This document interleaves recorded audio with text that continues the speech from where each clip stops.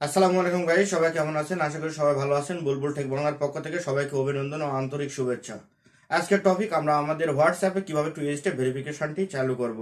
তো আমরা কিন্তু অনেকে 95% লোক আমরা হোয়াটসঅ্যাপ ইউজ করে থাকি। তো আমাদের সিকিউরিটির জন্য এটা অবশ্যই অন রাখা উচিত। তো আমরা কিভাবে 2 স্টেপ ভেরিফিকেশনটি অন করব, তো চলুন চলে যাই আমরা আমাদের মোবাইলের স্ক্রিনে।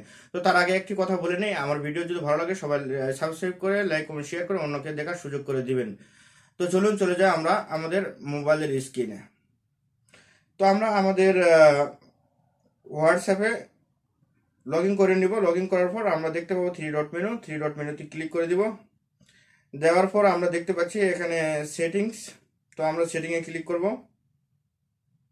সেটিংয়ে ক্লিক করার পর আমরা দেখতে পাবো অ্যাকাউন্টে ক্লিক করে দিব।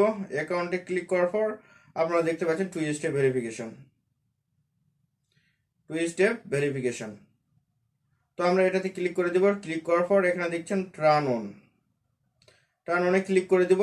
এখানে 6 ডিজিটের একটি পাসওয়ার্ড আছে।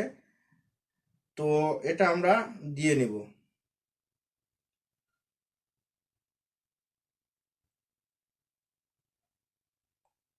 দেওয়ার পর আবার আসবে কনফার্ম ইওর পিন, আবার দিয়ে দিব। দেওয়ার পর এখানে আসবে অ্যাড অ্যান ইমেইল। তো আমরা এখানে দিলে দিতে পারি, না দিলে নাও দিতে পারি। আমি স্কিপ করে দিব। স্কিপ করার পর আপনারা দেখতে পাচ্ছেন এখানে টার্ন অন, এবং এখানে উপরে আছে 2 step verification has been turn on. তো এটা অন হয়ে গেছে। তো আমরা এখানে ডানে ক্লিক করে দিব।